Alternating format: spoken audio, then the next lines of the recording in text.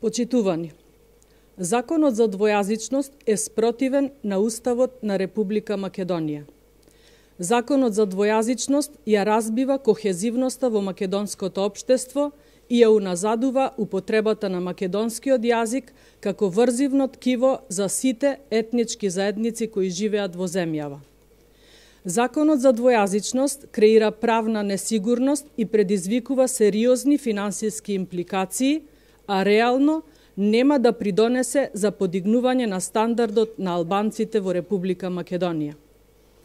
Законот за двојазичност дефинитивно ги става во подредена позиција припадниците на сите останати етнички заедници во земјава.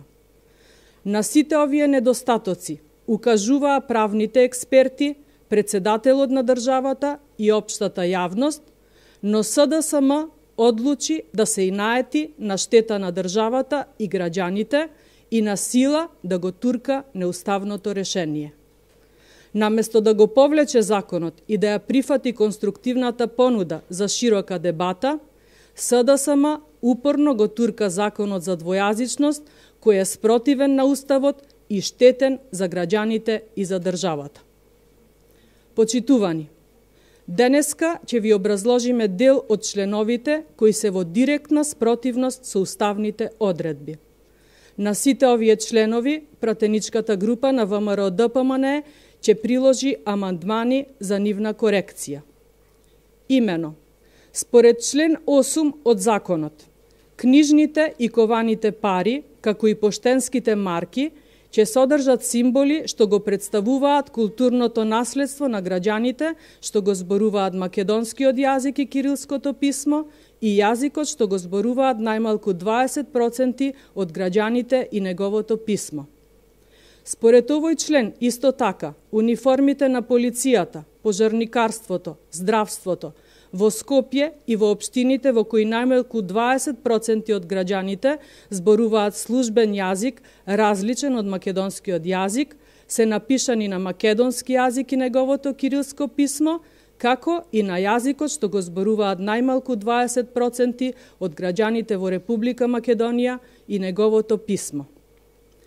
Овој член 8 од предложениот закон не е во согласност со член 54 став 3 со амандманите 5 и 8 од Уставот на Република Македонија, бидејќи се во спротивност со обврската на Република Македонија да им ја гарантира заштитата на етничкиот, културниот, јазичниот и верскиот идентитет на сите помали етнички заедници.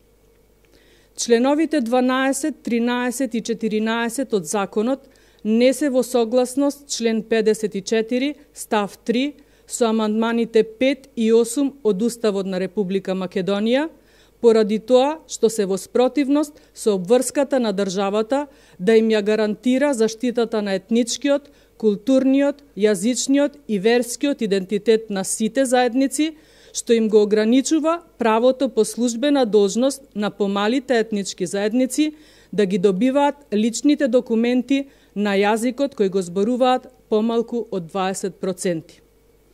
Токму вакви решенија можат и да се сметаат како дискриминаторски по основ на национално потекло, што е во спротивност со членот 54 став 3 од Уставот на Република Македонија.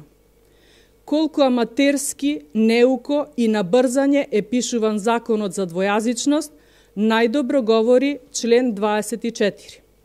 Тој гласи: со донесувањето на овој закон престанува да важи законот за употреба на јазикот што го зборуваат најмалку 20% од граѓаните на Република Македонија и во единиците на локалната самоуправа. Ова е спротивно на член 52 од Уставот на Република Македонија, бидејќи правно е невозможно со закон кој што е донесен, а не е потпишан од председателот на Република Македонија, не е објавен во службен весник и не е влезен во сила, да престане претходно донесен закон кој е важечки се до денот на влегувањето во сила на законот за употреба на јазици.